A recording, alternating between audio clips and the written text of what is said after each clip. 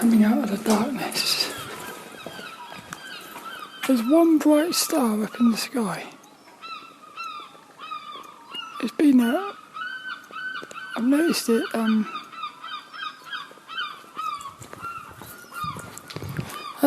the moment it's about 20 to 6 I think.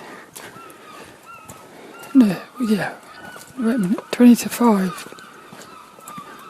Yeah, it's 4:45 I think it is. Sun's just about to come up.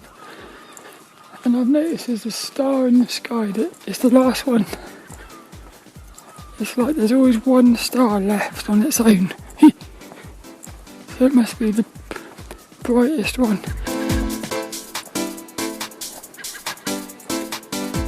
Hello, this is Sophie Lawson from sophielawson.com, and this is episode 226 of the Sophie Art Podcast, which is a little podcast I do about the art and things.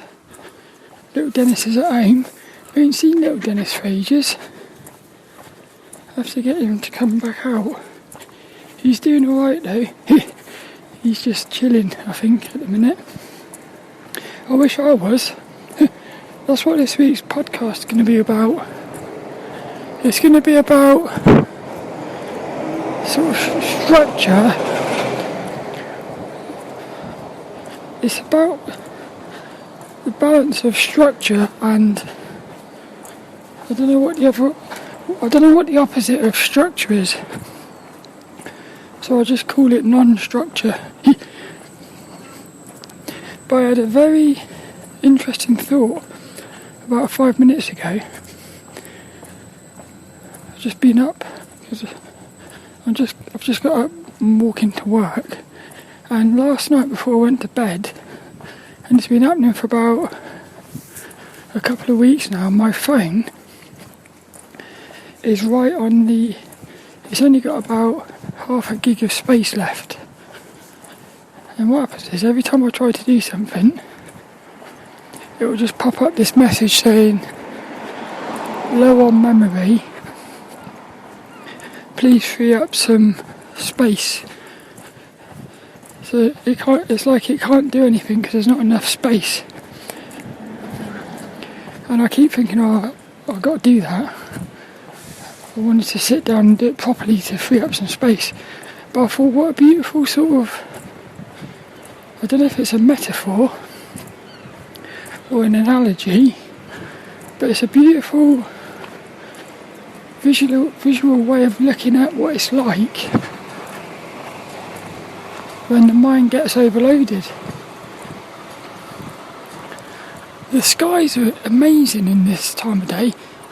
The other day when I was walking to work, the sky was like bright red. It almost looked like the sky was on fire or something. A little pretty pussycat in the hello. It's quite funny how like animals in the morning, they seem to be I feel like animals are a lot more alive in the morning.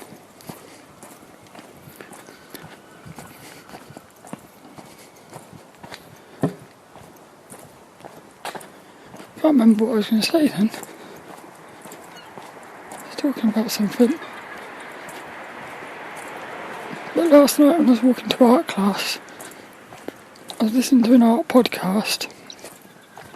I think it's called the Art Prep Talk or something. It's the first time I've ever listened to that one.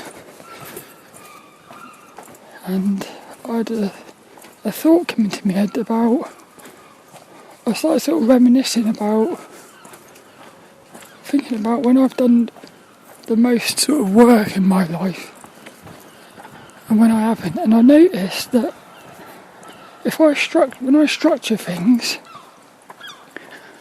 I get a lot more done. But what I noticed was that if I block off time and say, right, I've got an hour, and in that hour I'm going to focus on something, and all I do is I focus on that thing for an hour, I've noticed that I can actually get more done in the hour than I can if I had 8 hours without like the focus thing. So I think what this structure does is, I feel like when, at least for me, when I structure things, so what I mean by that is like putting the whole day into blocks of time. I remember right in the old days, in 2013, I actually used to structure the day in such a way that I would even structure, like when I'd eat my sandwiches or something. So you might say that's the bit extreme, but it worked for me, that's the thing, because I got so much stuff done in that when I had everything blocked off like that. What's happened now is at the moment I've basically got no structure really, so I've gone to the complete opposite. I suppose there's a bit of structure, but it's more like a sort of, it's more in my head, it's not actually written down. And I think that's the secret, is to write down the structure. So it's like an actual visual, a physical thing you can look at and see, right, between these hours I'm doing this, between this I'm doing this. But what I thought to myself was, when you've got like structure, it actually brings together lots of different things. It brings discipline, it brings focus, and in a strange way I think it actually brings some sort of like flexibility. Because like when I haven't got a structure, I'll have all these things I want to be doing, but there's little milkman. I ain't seen a milkman for ages. A milkman in his little float. I remember I listened to a podcast a few months ago. Dan Harrison was talking about, from the SM podcast, he was talking about how he had taken on the job as a milkman. And he was talking about when he was a child, he used to go around stealing milk from people's doorsteps. And I remember, because I used to do that as well. Like back in the 90s, everyone pretty much had their milk delivered to their door. So what you could do is, if you got up early enough, you could basically just go around creeping around, stealing everyone's milk. I know it's naughty, but isn't it weird, as a child you've got no sort of like, I suppose it's guilt, isn't it? A child is sort of free from guilt or something.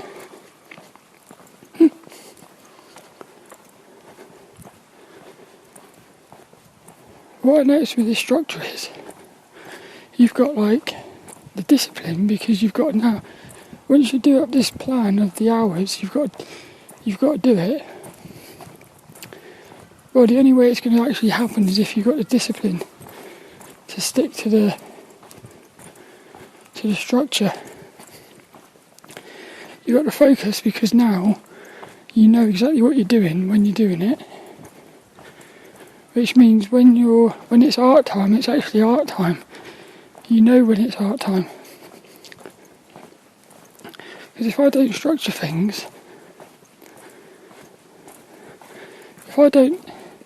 it's almost like I need to know when. I think some people are very much, they need a routine, and I'm one of those people.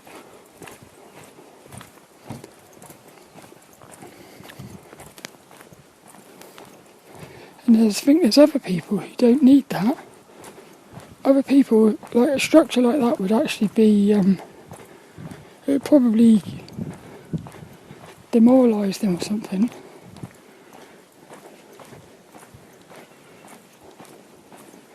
But what I was thinking was, I think there's a way to get the structure and that sort of non-structure thing as well, this is where the flexibility comes in, because you can actually structure into your structure. You can structure in non-structure, so you can actually have like blocks of, say, or you could have a day. You could say, right, on Sunday I'm not planning to do anything. So what happens now is you've got freedom to do whatever you want, and you'll be a lot more playful and a lot more free, because you know that the other days you're actually doing all the other things you want to be doing. Whereas what I've found is if I haven't got the structure, if I have a day where I say, well, I'm not going to do anything, I'll actually end up doing stuff because I feel like I haven't done anything on the other days, because I haven't had the focus to do it.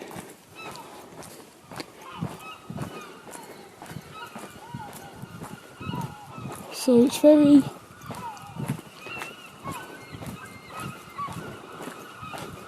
I think it's very important to have that structure there. And I would almost say that even people who say they don't like structure and stuff, they still have a sort of structure. Because if you looked at their life, I'm pretty sure you would still see like patterns of doing things. So that's all structure is to me, really, is just, it's like getting the ball rolling on habits. And maybe some people are better at developing habits. So for me, this has been something I've been struggling with for ages, is trying to get the balance between, well, work, rest and play, as they say. Hey, that rhymes. Work, rest and play, as they say. And it's important. So I think I've hit one of those burnout phases again, which happens every so often. And again, I think it's because I haven't got a very good structure at the minute.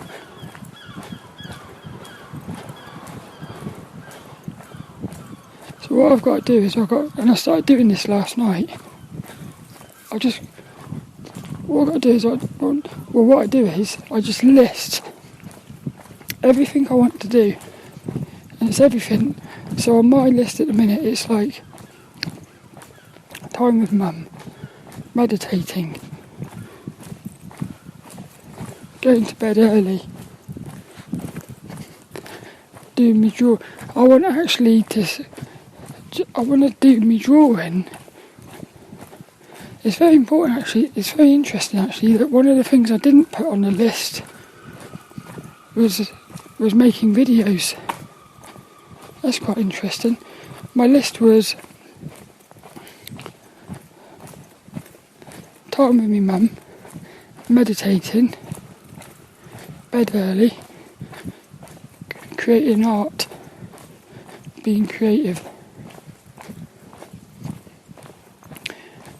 And also, what do you call that? I suppose you could call it like making money or something.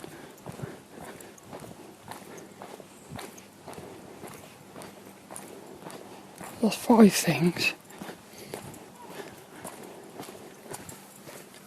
And all I've got to do then is, because I was trying to work out last night, do I think it's better to have one day set aside for doing art, one day set aside for doing something else, one day set aside for something else, or do I think it's better to do, say, 2 hours of art every single day in the morning?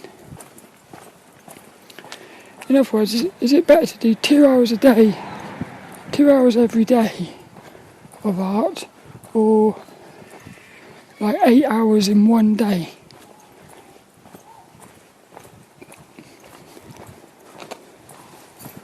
I do miss those big 8-hour sessions of drawing. They used to be so brilliant. Because what I'd do is I'd stick my music on really loud on my headphones. I'd completely get lost in it. The time would fly. I haven't done that for ages. Also, last night at art class, I was having a very, like an anxiety type thing. So I'd be interested what you think about this. Because I spoke to my mum about this last night, and she actually said she gets the same thing. But I'm not sure whether it's a normal thing, or whether this is a result of a lack of self-assertiveness. So if you're at work and somebody offers you a lift home, and basically they're always driving the same way home, next week when you go to work, next week if that person's there,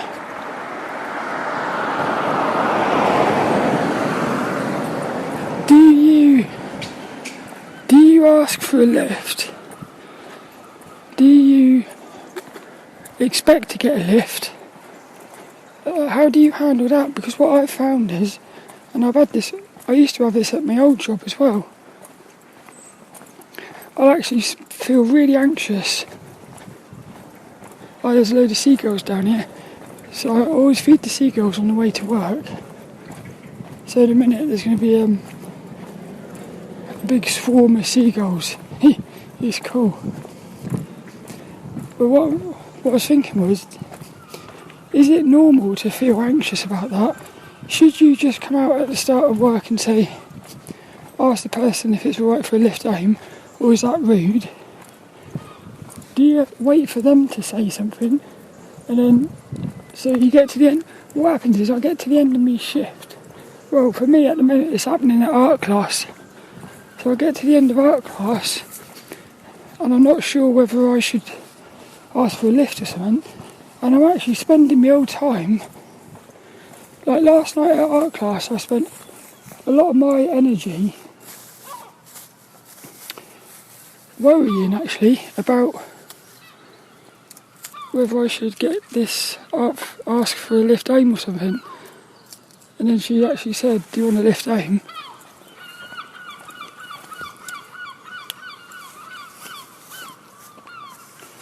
But it's just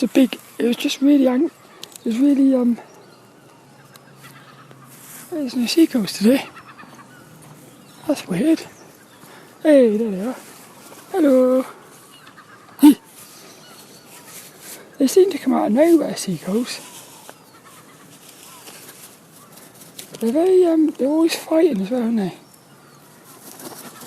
Can you hear them? Hello. They're always fighting over food. Whereas pigeons are very much like the common folk. If you watch pigeons eating, they're actually very friendly with each other. They all dive in there as if they've not eaten for years, but they don't seem to hurt each other. Whereas seagulls, God, this one's a bit crazy. Hey! He almost bit my finger then. Well, he didn't. He's getting a bit brave, isn't he? There's a few more little biscuits there. There's so many seagulls down here, it's cool. There must be about 30 seagulls around here in the morning. It's brilliant.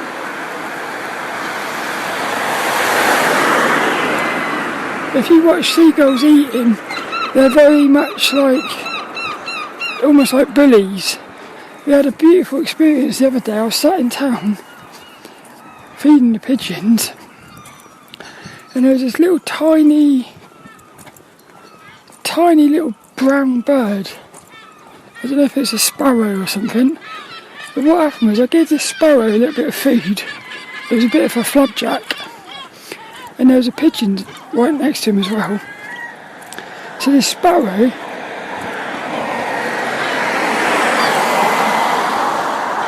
the sparrow picked up this bit of flapjack, and I watched him cut it in half with his beak, picked up one half of it, threw it over to the pigeon, and then took his bit and flew off. So it was like he was sharing the food with the pigeon. And then my mum said she once watched, and I actually saw it as well, but my mum saw it first. There's this magpie. My mum was feeding this magpie some bread or something. And what happened was he took the bread and he started burying it in the garden. Like he was saving it for later. Hello! There's a little cat down here I feed as well. A cat down the road. Hello, you! She always comes over to see me, she does. It's cool. I sort of like adopted this little cat in the morning. I'm going to have to go in a minute though. I think she just had a little sneeze. Get the sweets out. It's weird trying to do things one-handed. It's amazing how much we take hands for granted really, I suppose. Then a little there. And that is it. I think she's happy. I'm going to have to go now though because I'm getting close to work. Boring! I like work though. Again, I was on holiday last week and I miss the structure of a day job because it's sort of when I haven't got that day job I can just like being able to do whatever I want. In a way I don't like that. I guess I'm not disciplined enough in certain areas. I think that's going to be it for this one. I hope you enjoyed this one. This week's inspirational quote, what's it going to be? Hey, this is it. There was a beautiful thing that happened at art class last night. We were actually copying a master. We had a lecture last month, and last night we had to basically recreate this painting that this other artist had done. And what I was being way too strict with following the painting, and Mike, he said, basically, I can't remember how he said it, but he said, you know, we don't have to do it exactly the way they've done it. As soon as he done that, it freed me up. I see one of my work colleagues over the road, Alan, walking to work. What happened though, in that moment I thought, hey, I don't have to be following it to a T. So what happened then was, I freed up, I sort of brought myself into the painting, and it just flowed a lot more naturally. So this week's inspirational quote, I suppose, be free. Hello, future me, there's a motorbike.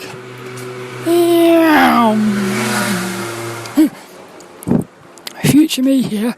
It's a few days since I recorded the podcast, and it's now Saturday, the day before I post it. I'm going to edit it together later, but I'm going to change this week's inspirational quote because I said something during the podcast which I thought was quite cool. What it was it noisy down here, isn't it?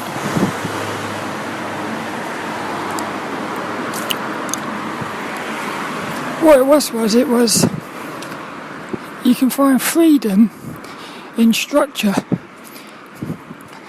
I think I like that because it's like a paradox. You would think structure would be limiting, but this week's inspirational quote, you can find freedom in structure.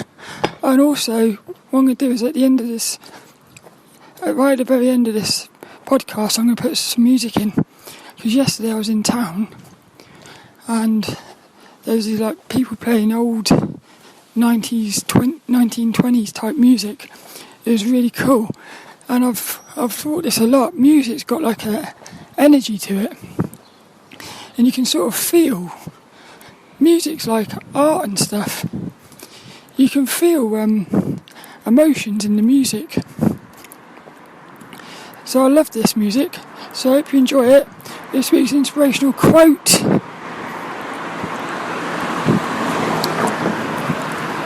You can find freedom in structure.